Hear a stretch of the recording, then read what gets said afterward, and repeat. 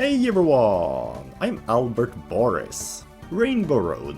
This has been the final track in every Mario Kart game since the release of the first entry back in the early 90s. Or better said, the final track of every Mario Kart since the first one has borne the name of Rainbow Road. What unites them? How about the fact that they're the final test the game puts you through before you've completed the game? Despite having a reincarnation in every Mario Kart game, these are the tracks that stick out the most to me and many others. And you know, since I'm a Gerbaltician, an extraterrestrial species, we have a little more experience with space than humans, so I thought I'd be qualified to make a video ranking space-themed tracks. Enough with your Albert Boris lore. Nobody understands what you're saying anyways. You make a good point, my evil twin brother. By your logic, nobody knows who you are either. So get out! So yeah, let's rank every single Rainbow Road from worst to best. With that being said, let's get started.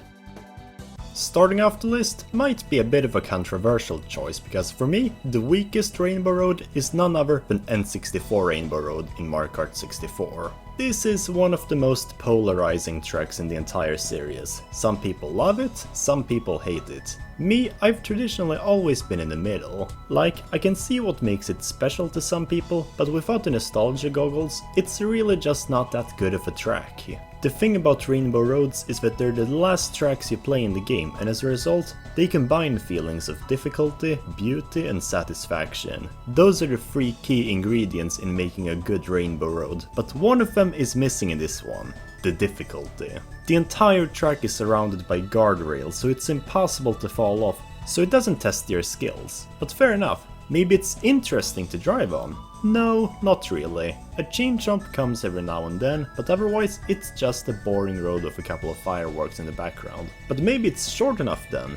Oh, if only that was the case. It's the longest track in the entire Mario Kart series. Completing one lap takes over 2 minutes. And since one race is always 3 laps, it takes 6 minutes to complete it. WTF.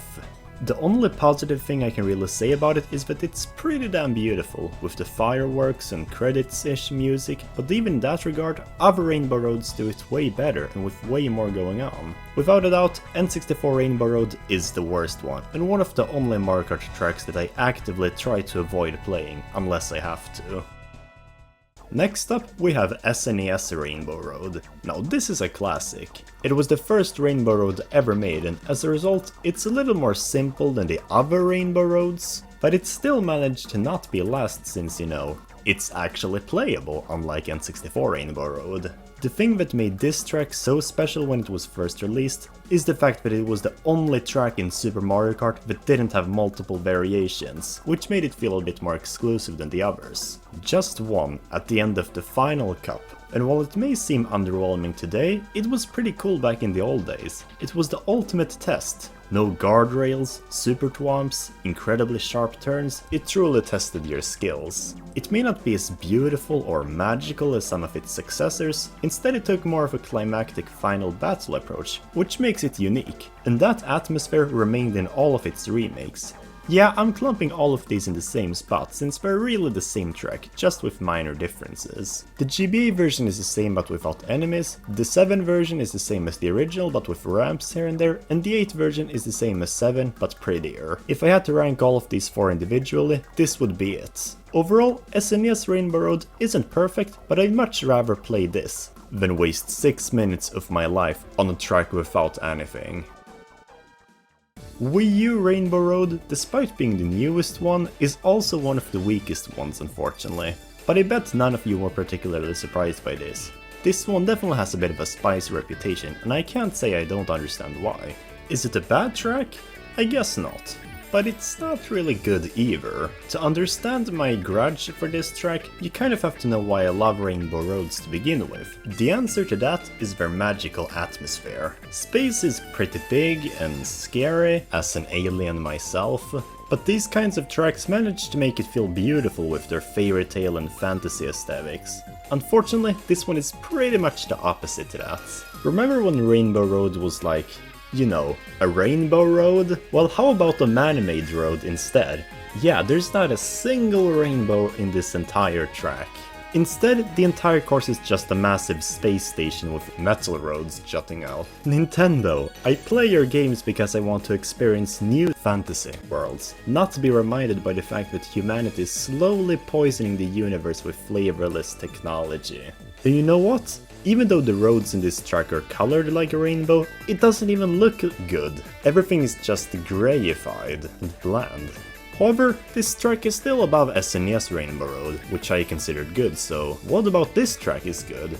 Well, even though I dislike the atmosphere, the layout itself is kind of okay. It's a bit short and underwhelming when you compare it to other Rainbow Roads, but the layout is creative enough with the ending section that has split roads you can jump off of. But otherwise, this is definitely one of the more mediocre Rainbow Roads out there, and won't be any higher than number 7. What if the last cup was all Rainbow Road tracks, and the best of them? Not the DS one, that one sucks and steals too much from the GCN one to stand out, let's be real. And even the courses which should be good like Bowser's Castle or Rainbow Road are underwhelming, because they don't do much to stand out.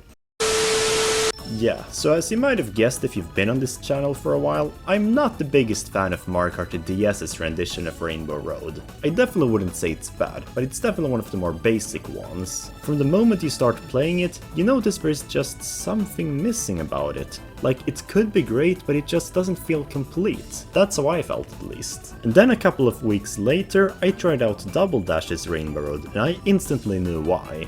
DS's Rainbow Road is, in a nutshell, a watered down version of the GameCube rendition. A lot of sections are taken from it, the music prefetch is suspiciously similar, and even the length is much shorter than usually. Hence, watered down. But with that being said, it's a bit unfair to put all the blame on the limitations, because while I do have GameCube bias, this one still has some distinct features. Yeah, the music isn't the best, but it's still got a unique vibe to it. Like, it's not a grand finale like GCN or 3DS Rainbow Road, but it still feels like a satisfying conclusion, especially when you go through the loop and corkscrew.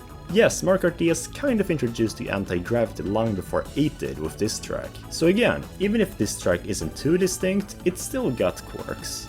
Overall, DS Rainbow Road is a bit on the short side, but with all due respect, I think it's aged well when you compare to some of the other Rainbow Roads in this series.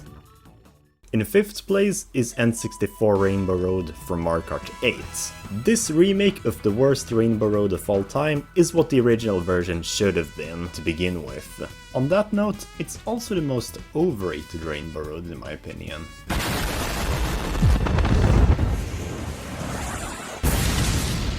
It's great, but kind of overhyped. First things first, it absolutely blows the original version out of the water. Rainbow Road in Mario Kart 64 was beautiful, but it was just way too long and way too easy to make me feel anything in particular.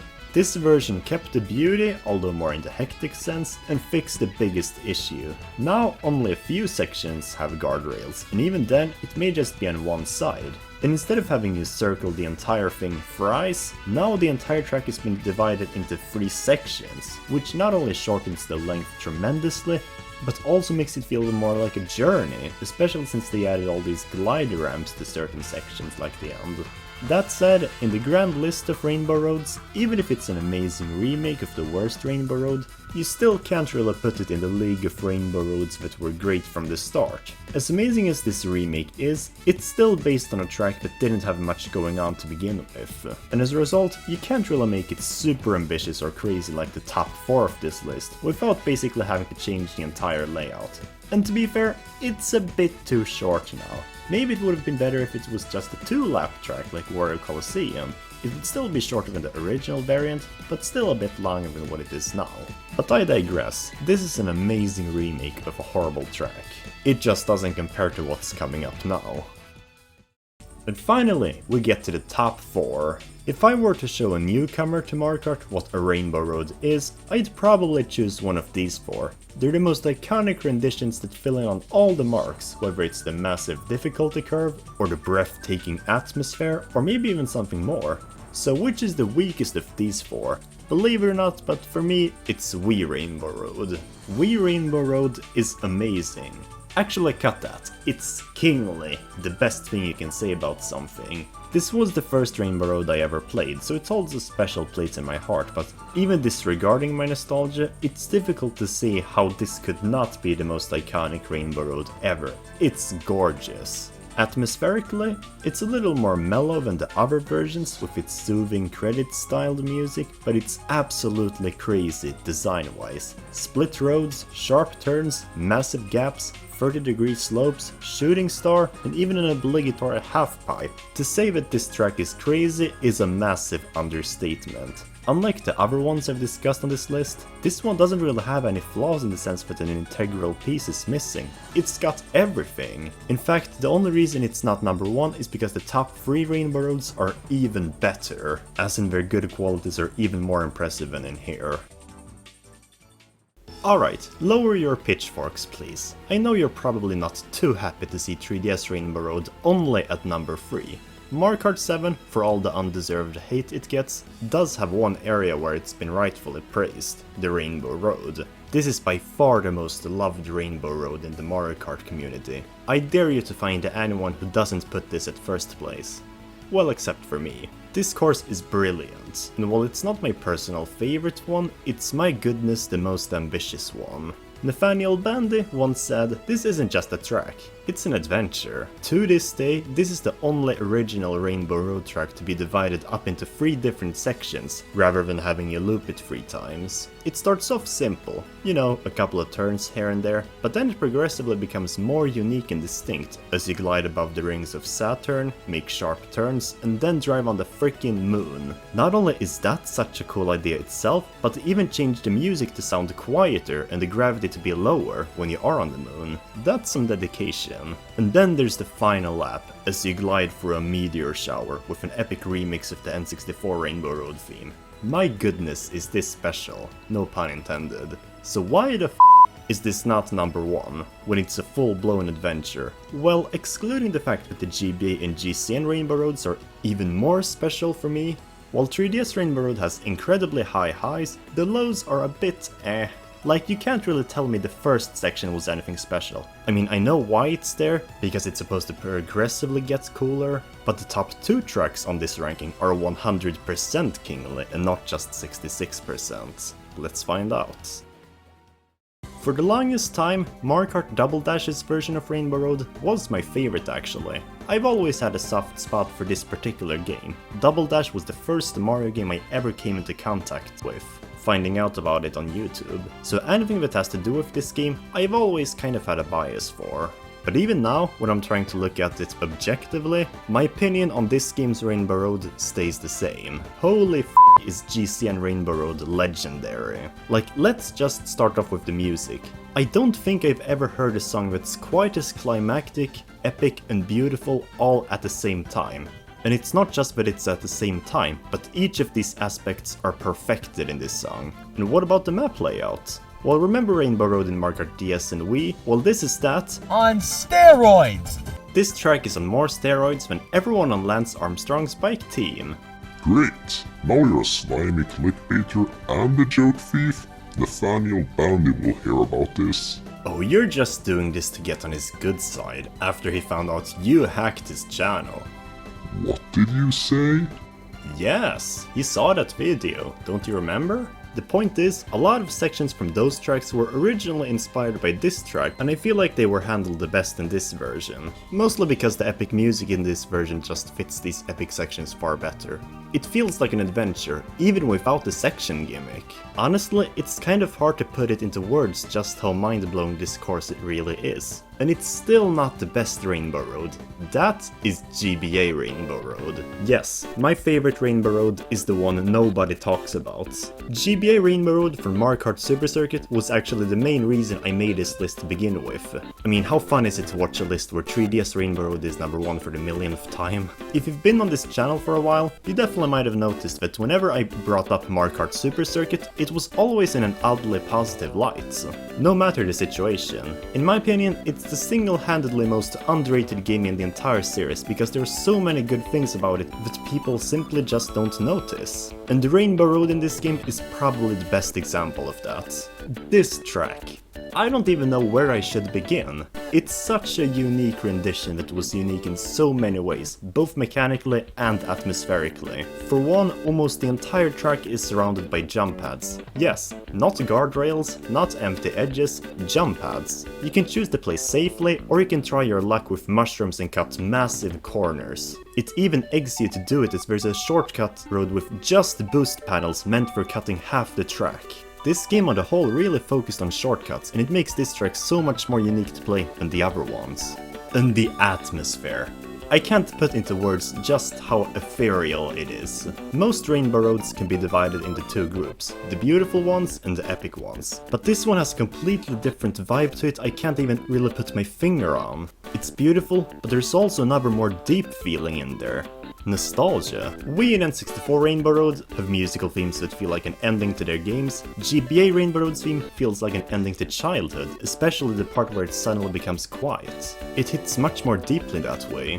This feeling is further exemplified by this lone castle floating in space.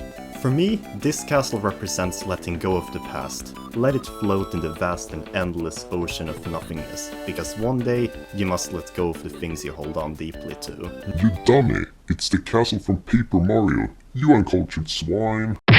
You're the uncultured swine, Bertel Oris. You lack the knowledge to think outside the box and can't grasp that anything in this universe might have two faces, two messages. Oh, I know who's two-faced. You, Deltron. Bertel, why can't you be more like Deltron Boris? He doesn't irrationally hate me for nothing. Albert, don't you realize? He's just pretending to be your friend so he can snatch your success from you at the right moment. You gotta believe me. Oh, that's just nonsense. I totally won't betray you in the future. Well, no you won't. No other course in Mario Kart has made me feel as emotional as this one, and that is why it's my favorite Rainbow Road of the lot, and one of the best Mario Kart courses ever made. And so that was my ranking of the Rainbow Road courses in Mario Kart, but which one is your favorite? Probably not the same as mine, but either way, like and subscribe to my channel if you enjoy this video, as I talk about everything Mario related on this channel. Stay tuned, and with that being said, I'm signing off.